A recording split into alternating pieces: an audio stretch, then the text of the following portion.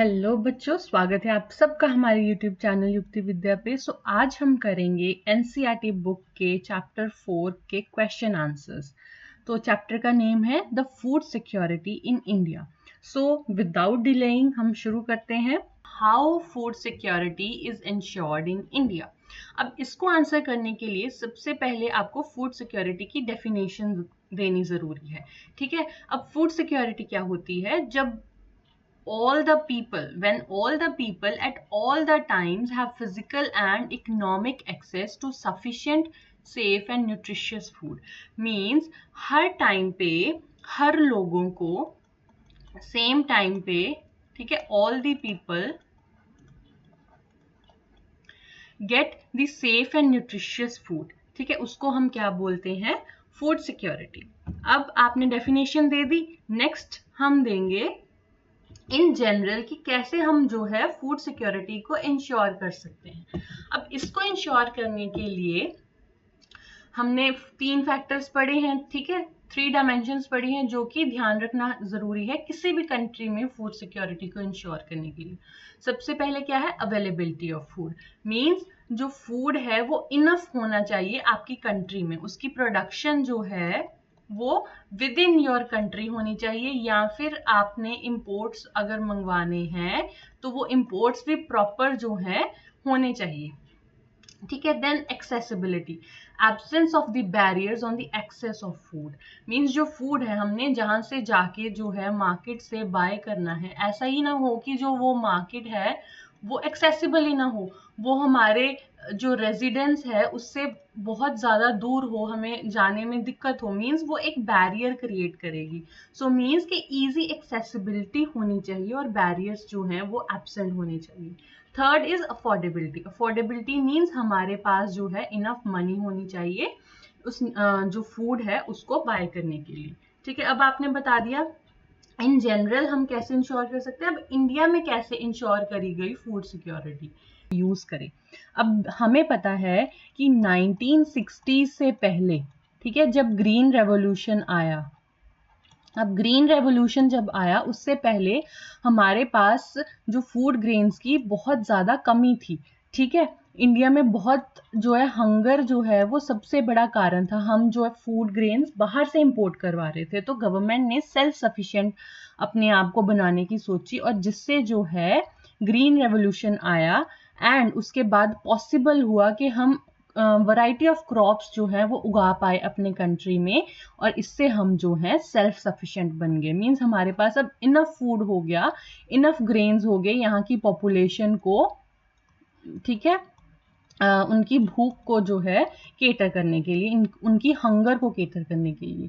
Second, अब उन्होंने एक फूड सिक्योरिटी सिस्टम चलाया। देखो, अब फूड ग्रेन्स तो हमारे पास आ गए, बट अब उनकी जो है एक्सेस, उनकी अवेलेबिलिटी वहाँ के लोगों को कैसे होगी? अब उसके लिए एक जो है सिस्टम आपको अच्छा चाहिए, सो दैट कि हर एक इंडिविजुअल उसे एक्सेस कर सके।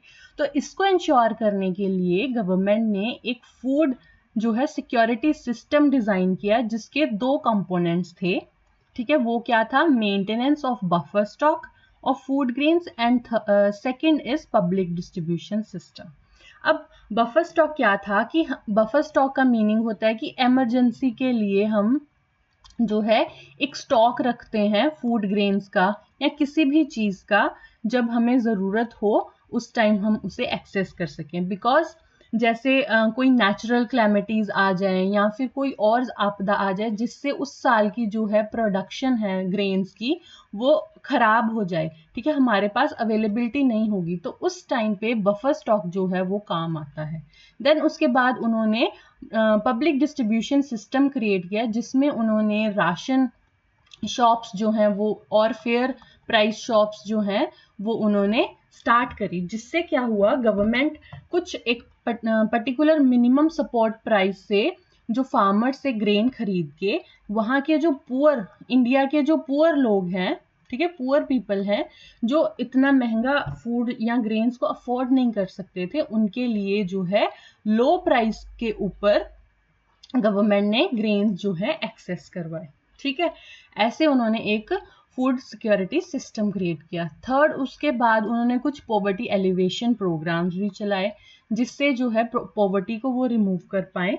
जैसे कि अब हमने पढ़ा कि public distribution system and fair price shop के साथ साथ उन्होंने कौन कौन से जो है पॉवर्टी एलिवेशन प्रोग्राम चलाए, जिसमें था एक integrated child development services, then अन्न योजना, देन और भी बहुत सारी स्कीम्स जो हैं वो गवर्नमेंट ने चलाई।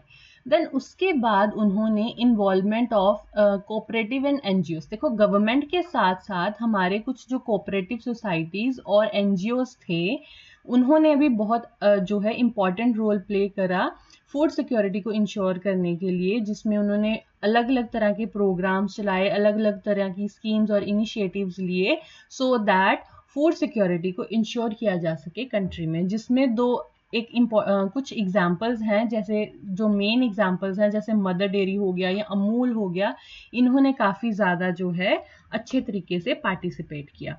देन अब हमें फर्स्ट क्वेश्चन पता लग गया कि हमने कैसे आंसर करना है। देन सेकंड क्वेश्चन क्या है, which are the people more prone to food security. कौन से जो लोग हैं या कौन सा section of society more prone था फूड इनसिक्योरिटी के। देखो, हमें भी पता है कि हमारी कंट्री में बहुत लार्ज सेक्शन ऑफ पीपल जो हैं वो सफ़र कर रहे थे फूड और न्यूट्रिशन इनसिक्योरिटी से, ठीक है। बट उनमें कुछ वर्स्ट अफेक्टेड सेक्शंस कौन से थे सोसाइटी के, जिसमें सबसे पहले अगर हम रूरल एरियाज की बात करें तो लैंडलेस लेबरर्स आ गए या लैंड पुअर हाउस होल्ड्स आ गए।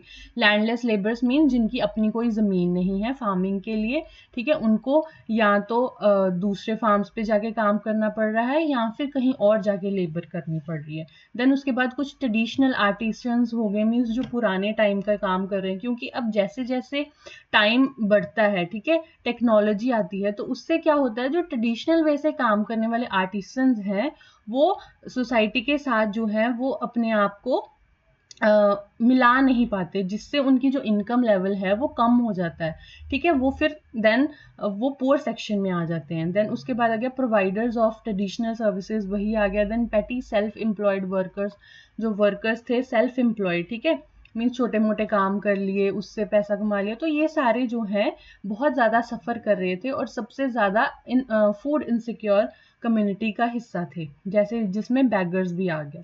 अगर हम अर्बन एरियाज की बात करें तो इसमें कौन से पीपल थे, employed in ill paid occupations. Ill paid occupations कौन सी होती हैं, जहाँ पे जो है वेजेस बहुत अच्छे नहीं देते, ठीक है। हमारी रोज़मर्रा की लाइफ के लिए हमारे पास जो इनकम है वो प्रॉपर होनी चाहिए, ठीक है। अब अगर हमारे पास सफिशिएंट इनकम नहीं होगी, हमें अच्छे तरीके से पेमेंट नहीं मिलेगी, तो हम जो है वो पुअर कहलाएंगे और पुअर ही होंगे, ठीक है, क्योंकि हम अपने बेसिक नीड्स ही नहीं पूरी कर पा रहे हैं। सो वो हो गई इल पेड ऑक्यूपेशंस। देन उसके बाद कुछ कैजुअल लेबर्स आ गए जो सीजनल एक्टिविटीज़ में लगे। अब सीजनल एक्टिविटीज़ में क्या होता है कि एक पर्टिकुलर सीजन, जैसे समझ लो कि जब वीट का सीजन है, ठीक है, वीट का सीजन, वीट हार्वेस्टिंग का सीजन है, तो उस टाइम पे वो सिर्फ हार्वेस्टिंग के टाइम पे उनको जो है वो एम्प्लॉय करा जाएगा। अब जब हार्वेस्टिंग खत्म होगी देन उसके बाद वो फिर अनएम्प्लॉयड हो जाएंगे। सो ये वाली जो प्रॉब्लम्स हैं फेस करनी पड़ती थी ऐसे लोगों को जो अर्बन एरियाज में थे, ठीक है। रूरल एरियाज में भी ये वाली दिक्कतें कई बार देखने को मिलती हैं, सीजनल अनएम्प्लॉयमेंट। नेक्स्ट हमारे पास आ गया the people belonging to the backward section, जिसमें आ गया SC STs, OBCs, ठीक है, पुअर जिनके पास लैंड कम है या उनकी लैंड की प्रोडक्टिविटी बहुत कम है। नेक्स्ट आ गया people affected by the natural disasters who have to migrate to the other areas. अब सिंपल सी बात है, जैसे कुछ एरियाज है जहाँ पे नेचुरल क्लैमिटीज बहुत ज़्यादा आती हैं, फ्लड्स आ गए या ड्रॉट्स आ गए, तो ये सारी दिक्कतों के कारण उन्हें अपने जो प्लेसेस हैं वहाँ से माइग्रेट करके दूसरी जगह जाना पड़ता है। तो वो माइग्रेशन के कारण भी उन्हें जो है फूड सिक्योरिटी का सामना इनसिक्योरिटी का सामना करना पड़ता है। देन नेक्स्ट आ गया large proportion of the pregnant and nursing mothers and children under the age of 5 years। अब इसमें क्या है, जो पुअर सेक्शन की विमेन हैं या फिर प्रेग्नेंट मदर्स हैं, उनको सबसे ज़्यादा जो है फूड इनसिक्योरिटी जो है वो they were more prone to the food insecurity. और जो बच्चे थे under the age of 5 year, because ये वो जो एज होती है जो कि ग्रोइंग एज होती है। अब इस ग्रोइंग एज में you need proper nutrition, you need proper diet, so that आप जो है वो आपकी ग्रोथ अच्छे से हो पाएगी। सो अगर ये नहीं हुई, इसका मतलब they are food insecure people. Then next is people of economically backward states. ठीक है, अब कुछ स्टेट्स जो इंडिया की हैं वो इकोनॉमिकली बैकवर्ड हैं। ठीक है, वहाँ पे बहुत ज़्यादा गरीबी है, ट्राइबल लोग ज़्यादा रह रहे हैं या रिमोट एरियाज हैं। सो इन सारे सेक्शंस में भी जो है फूड इनसिक्योर पीपल आते हैं, इकोनॉमिकली जो है वो वेल स्टेट्स नहीं हैं। ठीक है, the next question is which states are more prone to food insecure in India. ठीक है, अब कौन सी स्टेट जो है वो इंडिया में फूड इनसिक्योर है। हमने अभी ऊपर पढ़ा कि इकोनॉमिकली बैकवर्ड स्टेट्स हैं इंडिया की। अब वो इकोनॉमिकली बैकवर्ड हम क्यों बोलते हैं, बिकॉज वहाँ पे जो है हाई इंसिडेंस ऑफ पॉवर्टी होता है। ठीक, मीन्स वहाँ के लोग जो हैं वो ज़्यादा गरीब होते हैं, या फिर कुछ ट्राइबल कम्युनिटीज़ ज़्यादा हैं जहाँ पे। ठीक है, या फिर बहुत रिमोट एरियाज है जहाँ पे इजी एक्सेस जो है वो रिसोर्सेज का नहीं हो पाता। ठीक है, देन या फिर वो रीजन जहाँ पे नेचुरल डिजास्टर्स ज़्यादा आते हैं। ठीक है, वो सारे एरियाज जो हैं हम इकोनॉमिकली बैकवर्ड बोल देते हैं, बिकॉज वहाँ पे ज़्यादा डेवलपमेंट नहीं हो पा रही।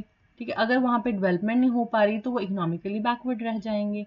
अब ये कौन कौन सी स्टेट्स हैं इंडिया की, दैट इज सबसे पहले उत्तर प्रदेश, उसका ईस्टर्न और सदर्न पार्ट्स, देन उसके बाद आ गया Bihar, then Jharkhand, Orissa, West Bengal, Chhattisgarh, parts of Madhya Pradesh, Maharashtra account for the largest number of food insecure people in the country.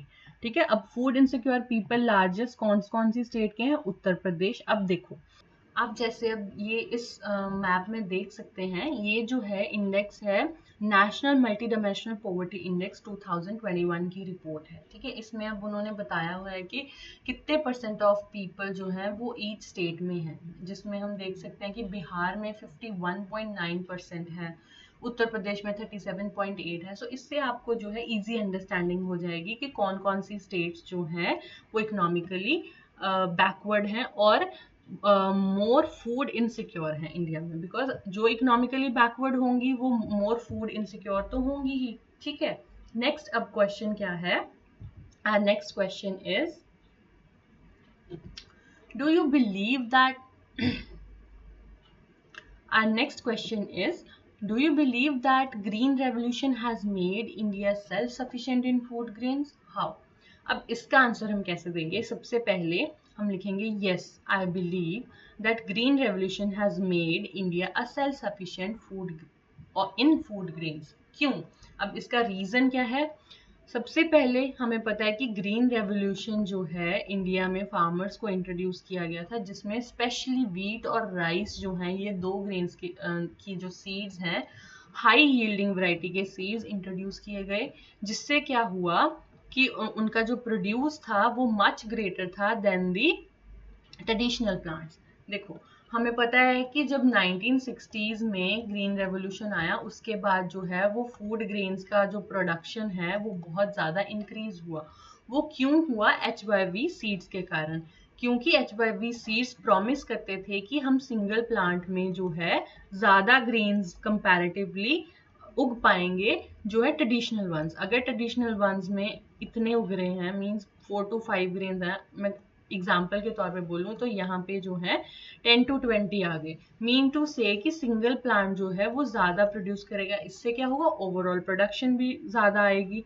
Then next आ गया, since the advent of green revolution in early 1970s country has avoided the famine even during the adverse weather conditions.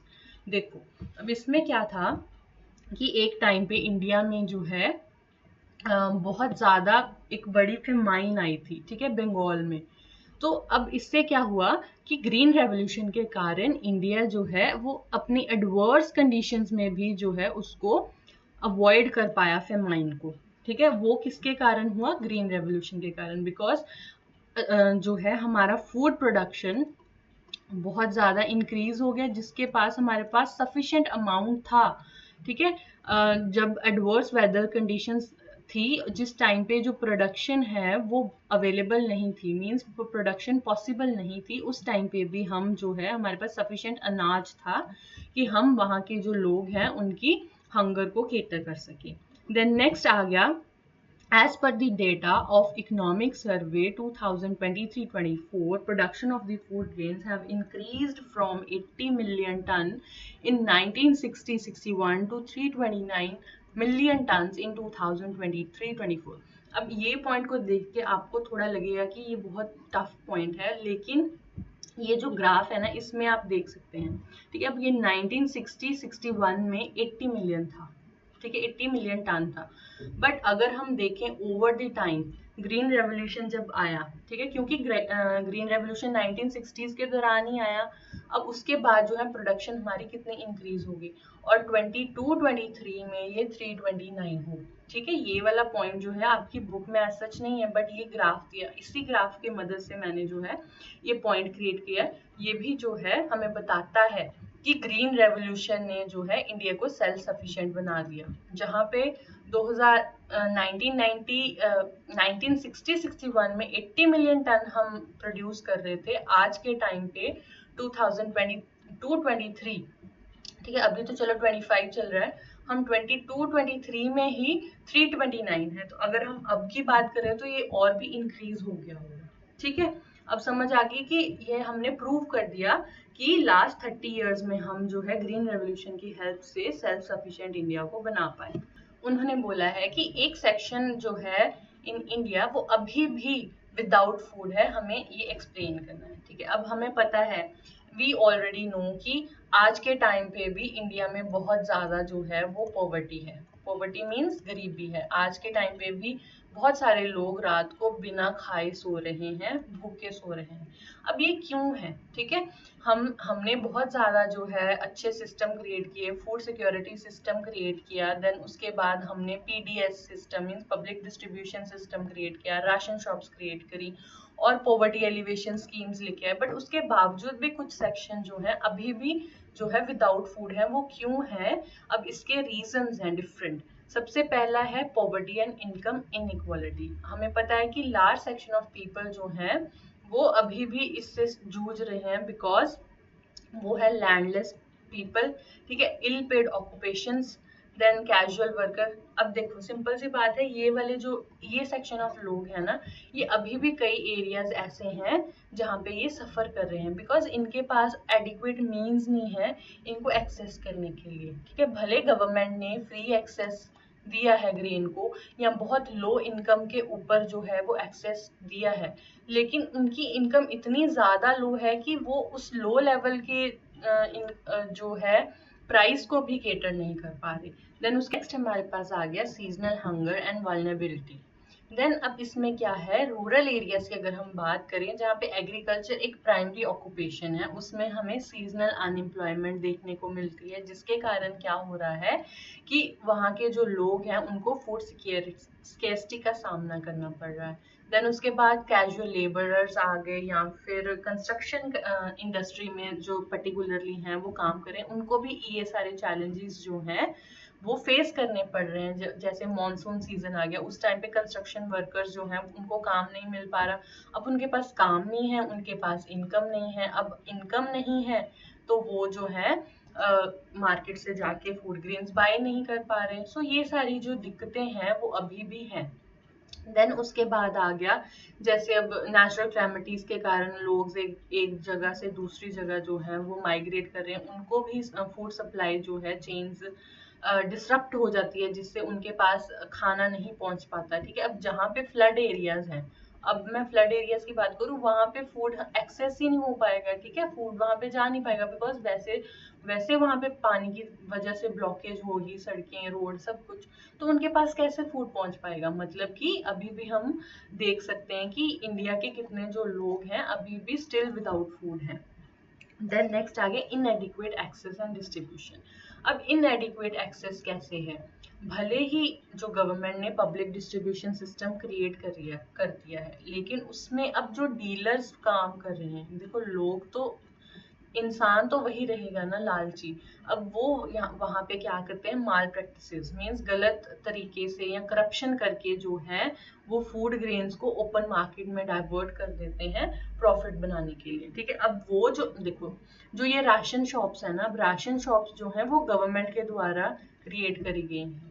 ठीक है, FCI जो है, जो जो food grains खरीदती है फार्मर से, उसके बाद वो अपनी ग्रेनरीज में स्टोर करती है और उन ग्रेनरी से इन शॉप्स पे जो है वो ग्रेन्स पहुंचते हैं, जहां से जो है पुअर पीपल को लो प्राइस के ऊपर वो ग्रेन्स अवेलेबल करवाए जाते हैं। बट वहां पे जो काम करने वाले लोग हैं या जो डीलर्स हैं, ठीक है, वो क्या करते हैं, जो अच्छे वाले फूड ग्रेन्स जो गवर्नमेंट की तरफ से आ रहे हैं उनको ओपन मार्केट में बेच देते हैं, और जो बहुत गंदे और लो क्वालिटी के फूड ग्रेन्स जो हैं वो वहां पे सेल करते हैं। ठीक है, जिससे क्या होता है कि उनको न्यूट्रिशियस फूड जो है वो नहीं मिल पाता। अब कई जगह पे तो ऐसा है कि वो शॉप्स ही नहीं खोल रहे हैं। ठीक है, ये जो शॉप्स हैं वो ओपन ही नहीं हो पा रही, तो मतलब वहां पे रहने वाले लोग वो एक्सेस नहीं कर पाएंगे वो फैसिलिटी को।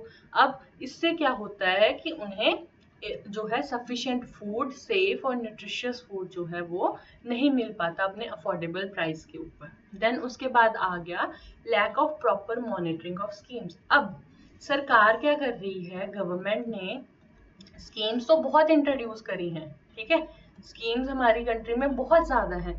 ठीक है, बहुत ज्यादा, वो भले एम्प्लॉयमेंट को लेके आ जाए, भले वो पॉवर्टी रिमूवल को आ जाए, और भी बहुत सारे सेक्शंस में जो है वो न्यूट्रिशन को लेके आ जाए, प्रेग्नेंट वुमेन्स के लिए, चिल्ड्रन के लिए बहुत सारी स्कीम्स है। बट अगर ये स्कीम्स जो सारी स्कीम्स का फायदा है, वहां के जो टारगेट ग्रुप है उनकी तक पहुंच ही नहीं पा रहा। ठीक है, वहां तक पहुंच नहीं पा रहा, क्यों? क्योंकि प्रॉपर चेक नहीं है। ठीक है, प्रॉपर इम्प्लीमेंटेशन ही नहीं है, proper targeting of many poverty alleviation scheme and programs have led to their lack of effectiveness to ensure the food security. Means food security को इंश्योर करने के लिए जो स्कीम्स चलाई गई हैं उनके ऊपर चेक ही नहीं है कि जिन लोगों के लिए वो हमने स्कीम्स चलाई है वहां तक ये जो फैसिलिटीज हैं वो पहुंच पा रही हैं या नहीं। ठीक है, अब despite the good intentions many of the schemes of the government have not reached the deserving poor तक तो ये चीजें पहुंच ही नहीं पा रही।